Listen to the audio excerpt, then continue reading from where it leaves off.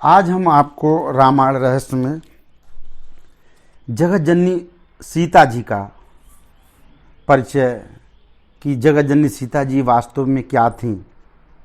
सबसे पहले इन्होंने बताया, माँ सीता ने, स्त्री का स्वधर्म क्या होना चाहिए, कि उसका धर्म क्या। श्री सीता जी की कथा अति दिव्य है। वाल्मीकि रामायण पढ़ने से लगता है कि वाल्मीकि जी की सीता जी के प्रति पक्षपात करते हैं। सीता जी के चरित्र का वर्णन करते करते वाल्मीकि जी का हृदय पिघल गया।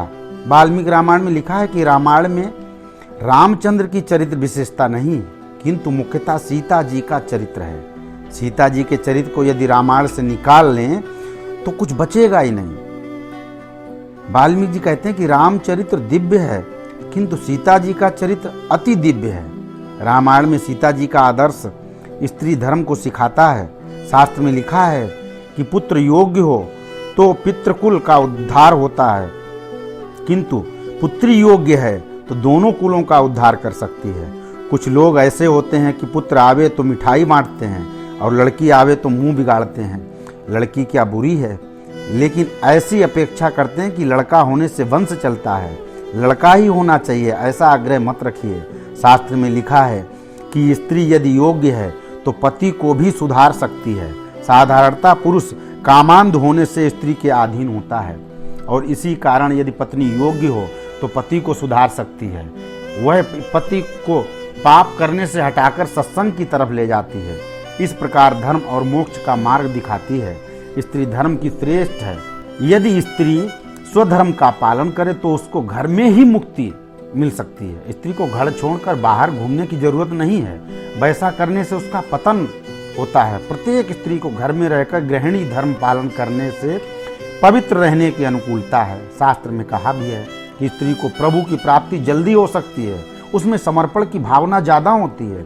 स्त्री घर के प्रत्येक पर ईश्वर की भावना रखकर उसकी सेवा करे, परमात्मा की आराधना करे, तो बड़े बड़े योगी जो सन्यासियों को वन में रहकर नहीं सिद्धि प्राप्त मिलती है, वह स्त्री को अनायास घर में ही मिल सकती है। निर्वाह का व्यवहार करते करते पुरुष को कभी पाप हो ही जाता है। शास्त्र में यहाँ तक लिखा है, पैसा कमाने में पुरुष जो पाप करे उसमें स्त्री को हिस्सा नहीं भोगना पड़ता। गजब। किंतु यदि पति जो पुण्य करता है उसमें पत्नी को हिस्सा मिलता है। पति में ईश्वर भावना न करे तो स्त्री का यह लोक और परलोक दोनों बिगड़ते हैं। पति की सेवा करना स्त्री का परम धर्म है। रामायण में सीता जी कहती हैं कि पति सेवा सर्वोत्तम तप है। पतिव्रता स्त्री परमात्मा की माँ बन सकती है। स्त्री में वह ताकत है कि भगवान को पुत्र के रूप में प्राप्त कर सकता है। पति सेवा से चित्त शुद्धि होती है और चित्त शुद्धि से परमात्मा की प्राप्ति होती है। ऐसे पतिव्रता स्त्री को मंदिर में जाने की कोई जरूरत नहीं। योग स्त्री अपने ही बच्चों को धर्म का शिक्षण देती है। ये बड़ी सेवा है। कुछ लोग यहाँ अपेक्षा करते हैं कि हम इतनी मेहनत करते हैं तो घर में बाकी लोग हमारी तरह तारीफ करें, किंतु यदि भगवान प्रसन्न हो, उस अपेक्षा को कम करें तो कभी निराश होने का मौका नहीं आएगा। स्त्रियां स्वधर्म का केवल पालन करें। सीता जी की मधुर वाणी सुनिए, क्या कहती हैं सीता माँ। सीता जी ने जगत में स्त्री धर्म को सिखाया। सीता में सद्गुण एकत्र हैं। राक्षसों के साथ युद्ध करते समय राम जी की आंखें क्रोध से लाल होती हैं, किंतु सीता जी जीवन में कभी कर्कश कड़वी बात कभी नहीं बोली। घर में कुछ क्लेश हो तो कभी जोर से मत बोलिए। कर्कश वाणी से बोल चाली होती है। कर्कश बोलने से ही मारामारी होती है। सब पापों का मूल है वाणी है। केवल वाणी ही सारे पापों का मूल है। शरीर में सर्वत्र हड्डियां हैं, किंतु एक जीभ में ही हड्डी आपको नहीं मिलेगी। इसलिए जीभ कभी कभार उल्टा पुल्टा बोल देती है। राजसी यज्ञ के समय द्रौपदी ने दुर्योधन का अपमान किया तो महाभारत का युद्ध हुआ है। सीता जी के जीवन में एक ही दफा कर्कश वाणी बोलने का प्रसंग आता है। मायावी मारीच को कपट भरी आवाज से सीता जी घबराती हैं। उन्होंने सोचा कि राम जी संकट में हैं और लक्ष्मण को कुछ कर्कश वाणी सुनाई। इसी कारण उनको रावण से दुख दर्द हुआ। कर्कश वाणी अनर्थों की जड़ है। कर्कश वाणी जहर है। शिवजी जहर गले में रखते हैं। यदि कोई आपकी निंदा करे तो आप उसको याद नहीं रखें, भूल जाइए। निश्चय कीजिए कि मुझे मधुर बोलना है। निश्चय कीजिए काम करने वाले की कोई गलती हो तो मधुर वाणी से इशारा कर लें। जो सदा मधुर बोलता है उसको कभी रोग होता ही नहीं और उसका कोई शत्रु होता ही नहीं। श्री कृष्ण ने हाथ में बंसी क्यों रखे हुए हैं? बंसी सज्जन और दुर्जन दोनों के साथ मधुर बोलती है। बंसी की आवाज सुनकर हिरण भी दौड़े आते हैं, सांप भी आ जाता है। इसलिए कभी कटु वचन मत बोलना मेरे बहन भाई, मीठी बोली ही बोलना। जहाँ स्वार्थ होता है सब मधुर बोलते ही हैं। भगवान ने जीव दी है मधुर बोलने के लिए। कर्कश वाणी से तो कलयुग का जन्म होता है। सीता जी का पतिव्रता धर्म सुनिए आप। सीता जी सदा मधुर बोलती। रामायण में लिखा है कि राम जी ने शिव धनुष का भंग किया तो राजा जनक जी ने चक्रवर्ती दशरथ के पास कुमकुम पत्रिका भेजी और लिखा कि आप अयोध्या की प्रजा के साथ सीता और राम के लगन महोत्सव में पधारिए। राजदूत दशरथ महाराज को पत्रिका देता है। महर्षि विश्वामित्र के साथ लक्ष्मण के जाने के बाद आज दिन तक उनका कोई समाचार नहीं मिला। दशरथ महाराज चिंता करते हैं कि मेरा राम कहाँ होगा। मिथिला का पत्र पढ़कर दशरथ को बड़ी प्रसन्नता हुई। सोचा कि जिस धनुष का भंग रावण नहीं कर सका उसका भंग मेरे राम ने किया है। दशरथ जी ने राजदूत को एक हार दिया। सिपाही कहता है महाराज हम तो कन्या पक्ष के हैं, हम आपकी भेंट कैसे ले सकते हैं? दशरथ जी कहते हैं मैं खुश होकर देता हूँ जो तुम्हें लेना चाहिए। राजदूत कहता है महाराज सीता जी ने मुझे कभी नौकर नहीं समझा। मैं उनसे आयु में बड़ा होने के कारण वे मुझे पिता तुल्य समझती हैं। मुझे भी लगता है कि वह मेरी पुत्री है, धन्य है।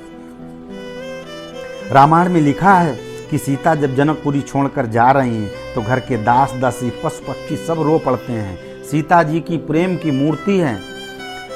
सीता जी का पतिव्रत धर्म महान है। सीता जी का संयम, सीता जी की सरलता, सीता जी की पतिव्रत धर्म जगत में कहीं देखने को नहीं मिलेगा। एकनाथ महाराज जी लिखते हैं कि हनुमान जी जब सीता को ढूंढने लंका जाते हैं तो कहते हैं महाराज मैंने माता जी को कभी देखा नहीं है, मैं उनको पहचान कैसे सकूंगा?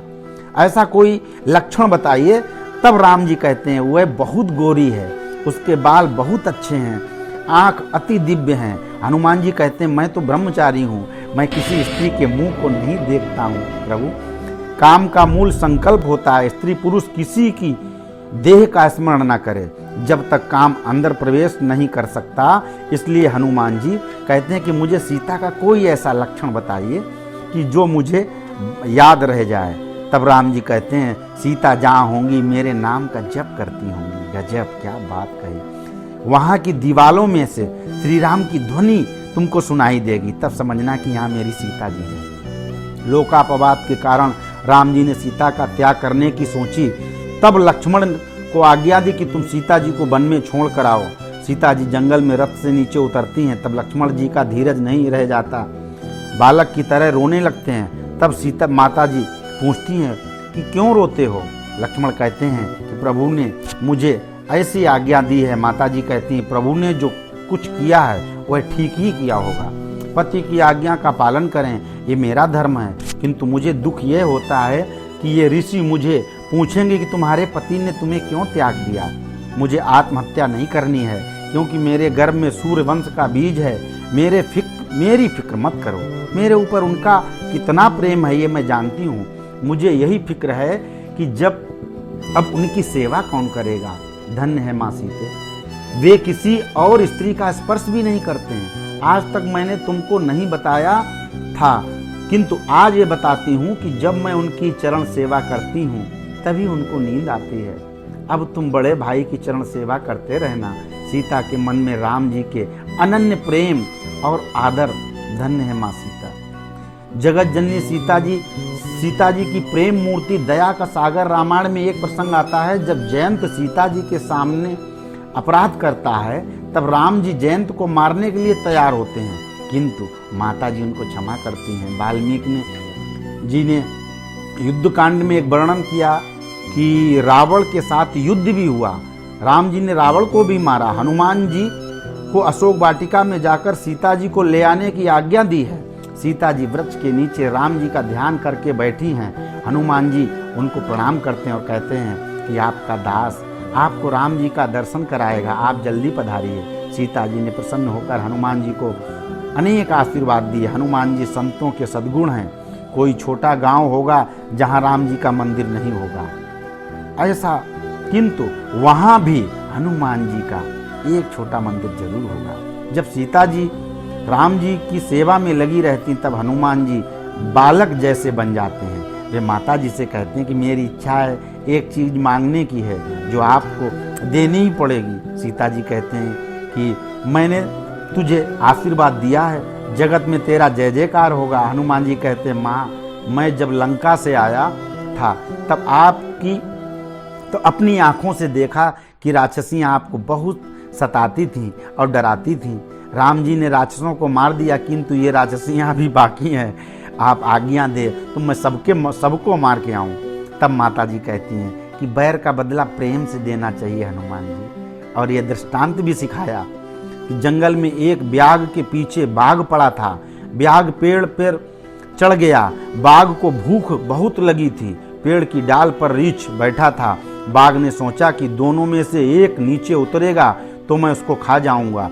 उसने रीछ से कहा कि ब्याग को तुम नीचे गिरा दो, मैं उसको खा जाऊं। तब रीछ कहता है कि हम एक ही वृक्ष के आधार पर बैठे हैं, मैं तो उसको धक्का नहीं लगाऊंगा। ब्याग कृतज्ञ निकला। उसने रीछ को दगा दिया और मध्य रात्रि के समय रीछ को नीचे गिराया। तब बाघ कहता है कि जिसने तुम्हारा रक्षण किया उसी को तुम मरवाने को तैयार हो गए हो। सज्जनों के उपकार को दुर्जन भूल जाते हैं। इसका केवल एक ही सार है कि आजकल कलयुग में सज्जनों का उपकार जो होता है दुर्जन कमीने मक्कार लोग भूल जाते हैं और आप अपने कर्तव्य निभाते नहीं हैं। सज्जन पुरुष अपने शील और सदाचार का हमेशा रक्षण करते हैं। सीता जी हनुमान से कहती हैं, बेटा बैर का बदला प्रेम से देना चाहिए। राक्षसियां रावण की आज्ञा में थीं तो वे मुझे सताती थीं। यह दुख तो मेरे कर्मों का फल है। अब मैं अयोध्या जा रही हूँ, मुझे इन पर दया होती है और मेरी इच्छा होती है कि इन राक्षसियों को कुछ वरदान देकर जाऊँ। वाल्मीकि जी लिखते हैं कि राम जी जब राक्षसों के युद्ध करते तो कभी निष्ठुर भी बनते हैं, किंतु सीता जी को राक्षसियों पर दया आती है। राम जी को कभी क्रोध आया है, किंतु सीता जी के मन में किसी के प्रति कुभाव नहीं रहा। ये माँ सीता की कहानी। जब माता जी ने राक्षसियों को मारने से हनुमान जी को मना किया तब हनुमान जी कहते हैं, माँ ऐसी दया करने वाली महिला को जगत में मैंने नहीं कभी नहीं देखा। राम जी की माँ कौशल्या जी हैं, सीता जी की माँ कोई नहीं है, वह सबकी माँ है, सर्वश्रेष्ठ हैं। जगत जननी की माँ कौन हो सकती है। सीता जी का जन्म अलौकिक है, दिव्य है। सीता जी पृथ्वी से निकली हैं और पृथ्वी में ही लीन हुई हैं। सीता जी का प्रयास अति मंगलमय है। सीता जी राम जी का नित्य संयोग। वाल्मीकि रामायण में लिखा है कि राम जी ने आखिरी यज्ञ नैमिषारण्य में किया। वहाँ जलकुंड है, वहाँ माता जी पृथ्वी में लीन हुई। राम जी के यज्ञ का निमंत्रण वाल्मीकि जी को गया। वाल्मीकि जी की इच्छा यह थी कि किसी तरह सिया राम जी स्वर्ण सिंहासन पर साथ में विराजें, मैं उनका दर्शन करूं। एक बार वाल्मीकि जी राम जी के दरबार में कहते हैं, 60,000 वर्ष मैंने तपस्या की है। मन वचन कर्म से मैंने कभी जानबूझकर पाप नहीं किया, मैंने कभी झूठ नहीं बोला। मैं प्रतिज्ञा पूर्वक कहता हूँ कि सीता जी अति पवित्र हैं और अत्यंत निर्दोष हैं। वे मेरे आश्रम में रहती हैं। वाल्मीकि जी की अयोध्या के प्रजाजनों से कहते हैं, राम जी ने आपकी सेवा की है, किंतु आप लोगों ने राम जी को मनाने का प्रयत्न नहीं किया।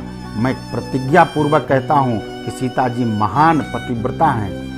यदि वे ऐसा नहीं हैं तो मेरी दुर्गति हो। गजब वाल्मीकि प्रभु, प्रणाम है आपको। सीता जी का स्मरण करते करते ऋषि का हृदय पिघल गया। वे गदगद होकर अयोध्या की प्रजा से कहने लगे, तुम लोगों को माता जी पर दया नहीं आती। तुम लोग राम जी से कहो कि माता जी को जल्द घर पधराएं, वरना हम अन्न जल छोड़कर प्राण त्याग करेंगे। माता जी बिल्कुल निर्दोष हैं। फिर ऋषि ने राम जी से भी कहा, आपका सब कुछ ठीक है, किंतु आपने सीता का परित्याग किया, वह ठीक नहीं है। मुझे ये अच्छा नहीं लगा। सीता जी मेरी पुत्री हैं, महान पतिव्रता हैं। राम जी के सिंहासन पर से उठकर वाल्मीकि के चरण पकड़ लिए। राम जी ने ऋषि ने चरणों पर सर झुका दिया और कहा, मैं जानता हूँ कि सीता जी निर्दोष हैं।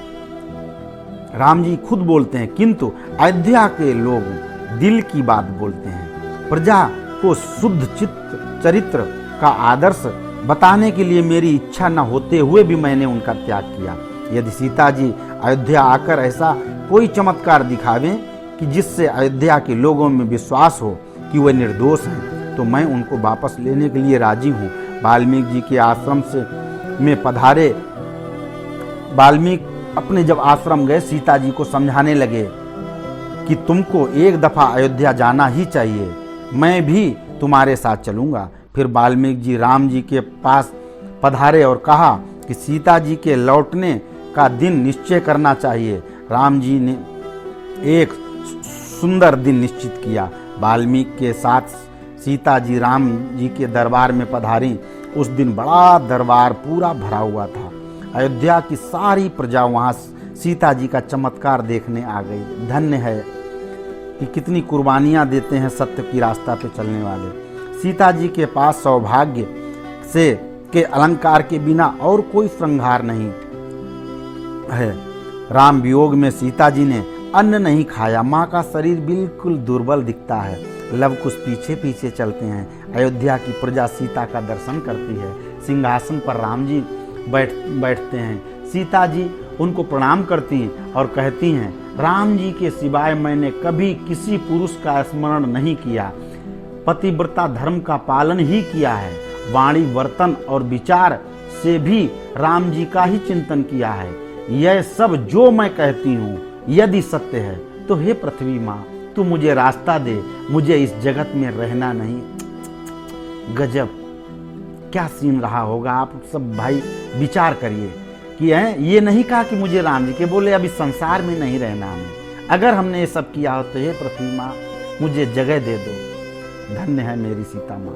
सीता जी के मुख से जैसे ही ये शब्द निकले, पृथ्वी में से स्वर्ण का सिंहासन तरतरा के एकदम धरती फटी। बाहर सिंहासन बाहर निकला और तुरंत भूदेवी ने सीता जी को उठाकर सिंहासन पर बैठा लिया। सिंहासन में जैसे सीता जी बैठती हैं, लव कुश घबराते हैं। 7-8 साल के बच्चे हैं।